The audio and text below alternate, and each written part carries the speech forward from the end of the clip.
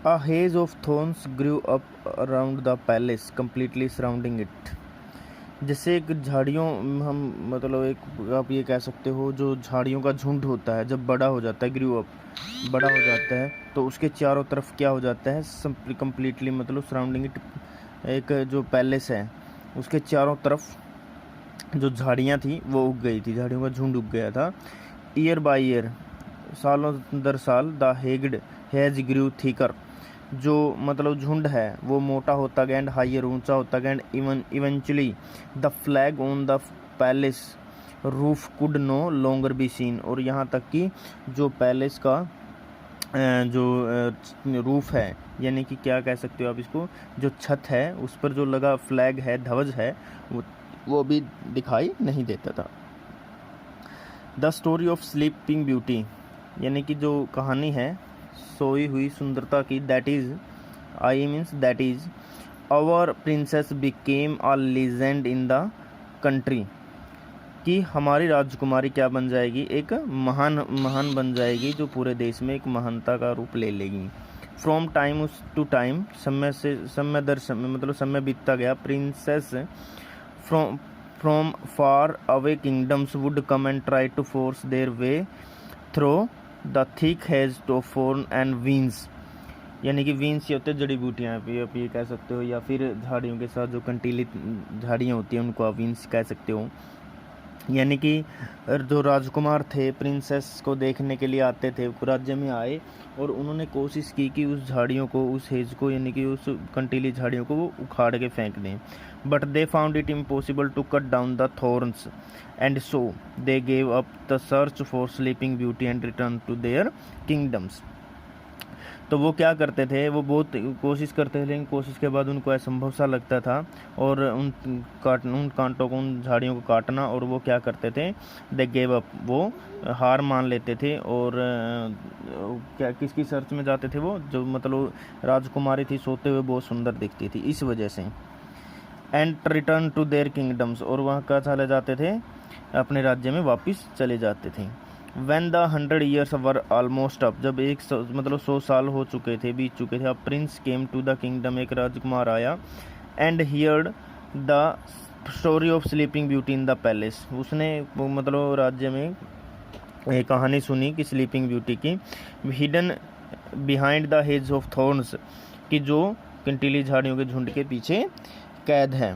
He also knew that many princess had already tried to reach the sleeping beauty but had failed, उसको ये भी पता था कि जो बहुत से राजकुमार हैं वो पहले ही इसके लिए आ चुके हैं यहाँ पर स्लीपिंग ब्यूटी के लिए और फेल हो चुके हैं, असफल हो चुके हैं। But this did not put the Prince of, परंतु इसको मतलब उस राजकुमार के जो निश्चय उसको कम नहीं हुआ। एंड सी सैड, उसने कहा आई वांट टू गो, मैं जाना चाहता हूँ, and find the lovely sleeping beauty for my self, और मेरे लिए मैं उस प्यारी सी स्लीपिंग यानी कि जो ब्यूटीफुल स्लीपिंग है उसको लेना चाहता हूँ, यानी कि मतलब फाइंड आउट सर्च करना चाहता हूँ। सो इसलिए the prince rode off to find the princess, इसलिए वो रोड ऑफ मतलब होता है सवारी करना, वो राइड रोड यानी कि वो घुड़सवारी पर निकल गया उसको ढूंढने के लिए। As he ride at the hedge of thorns, जैसे वो कंटीली झाड़ियों के पास पहुंचा, आ मिस्टीरियस थिंग हैपन्ड, एक अद्भुत सी मतलब घटना घटी। मिस्टीरियस होता है यानी कि सरप्राइज्ड इवेंट्स, अद्भुत सी घटना। He was about to start cutting the vines down when suddenly a path opened up for the prince and he was able to ride straight up to the palace। अब वो क्या था, cutting the वीन्स, अब वो झाड़ियों को काटने, down when suddenly a path open, यानी कि जब वो झाड़ियों को काटने वाला था तो एक रास्ता खुला राजकुमार के लिए, and he was able to ride straight of the palace, और वो मतलब पैलेस में जाने के लिए वो मतलब जो रास्ता था वो बिल्कुल सीधा जाता था। But the thorns then closed up behind him to form the hedge once more, परंतु एक बार फिर उसके सामने से उसके मतलब हैज को उन कंटीली झाड़ी ने उसका रास्ता रोक लिया था। ही सा the horses and the dogs asleep in the courtyard, उसने घोड़ों को और कुत्तों को मतलब या कोर्टयार्ड में आंगन में खेलते सोते हुए देखा। He noticed the pigeons were also asleep on the roofs with their heads tucked into their wings, tucked होता है मतलब घुसाना, यानी कि जो मतलब कबूतर हैं उन्होंने पिजन्स ने क्या किया हुआ है, अपनी चोंच को अपने पंखों में घुसाया हुआ है और वो पूरी गहरी नींद में सोए हुए हैं। When he went into the palace he saw the flies asleep. Flies means होता है मक्खियों को, यानी कि उसने जहाँ भी गया तो उसने जो मधुमक्खियाँ होती हैं या मक्खियाँ होती हैं, घर की मक्खियाँ, हाउस फ्लाई होती हैं, उनको सभी को सोते हुए देखा। Then the prince walked on, तो प्रिंस चलता, राजकुमार चलता रहा, and saw the rest of the household still fast asleep, और उसको देखा कि जो घर के रखवाले हैं वो गहरी नींद में सोए हुए हैं। On the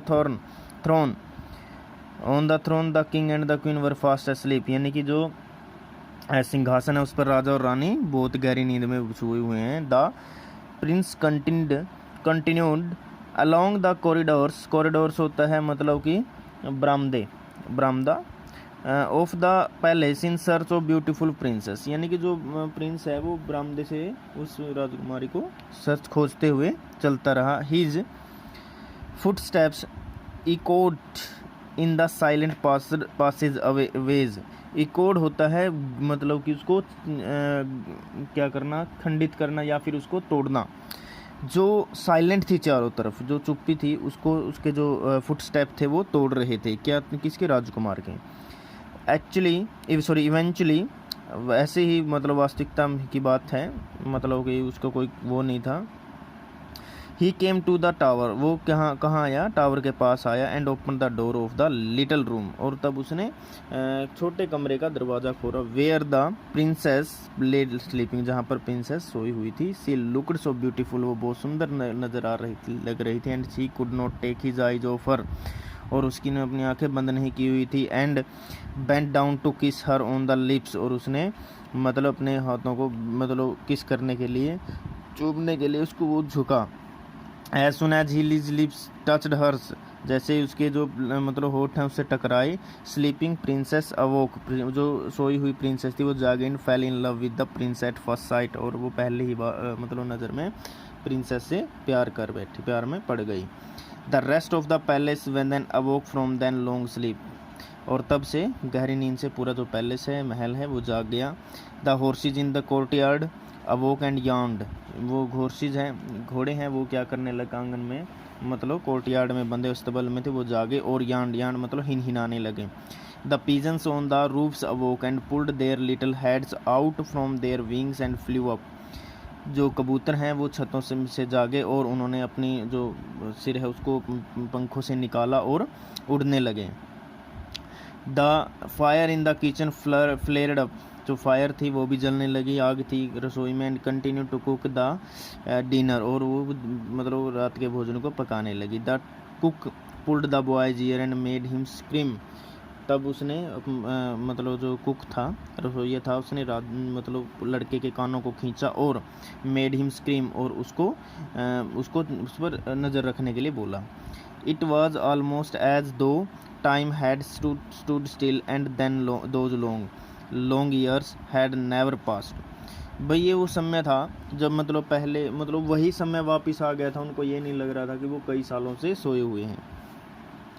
Soon after everyone had woken up, जैसे मतलब सभी जाग गए थे। अब magnificent wedding reception was planned for the prince and sleeping beauty's marriage, यानी कि उन्होंने क्या किया, एक वेडिंग का रिसेप्शन रखी, एक प्लान रखा राजा का मतलब बहुत बड़ा, जो राजकुमार और जो सोई हुई सुंदरता स्लीपिंग ब्यूटी यानी कि जो सुंदर राजकुमारी थी उसके लिए। Which took place on a bright summer's morning, जो एक मतलब सुबह में गर्मी की सुबह की बात थी उसमें। They lived happily ever after and no one ever saw or heard of that 13 fairy again.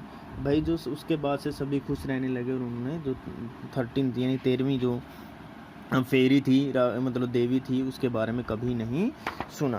Thank you, I hope you will be understand. Thank you, have a good day. Tomorrow I will provide the answer key of these questions and fill in the blanks, state whether to take the correct options. And today your work is to write down word stores in your notebooks. That is pomp and show with great splendour, यानी कि शान के साथ रहना। Predicate यानी कि भविष्यवाणी, forecast करना। क्रिसनिंग यानी कि नेमिंग सेरेमनी, यानी कि जब नामकरण समारोह होता है जो उसको बोलते हैं क्रिशनिंग। क्रैडल अ बेबीज बेड, यानी कि एक लड़की का मतलब एक बच्चे का जो बेड होता है वो उसको बोलते हैं, यानी कि आप ये झूला कह सकते हो। बिस्टो मीन्स होता है प्रेजेंट, यानी कि आज का समय में। स्पाइंडल होता है एक्सल, यानी कि पहिया, धुरी। कोर्टयार्ड आंगन। Open enclosure in the house, in a house जब हम छत नहीं देते हैं तो उसको आंगन बोलते हैं, और आंगन को इंग्लिश में कोर्टयार्ड बोलते हैं। हैज रोफ बसेस, यानी कि एक प्रकार से उनका झुंड, लाइन, झाड़ियों की लाइन। मिस्टीरियस पजलिंग, यानी कि एक प्रकार से अद्भुत पहर करने वाला। Thank you, have a good day.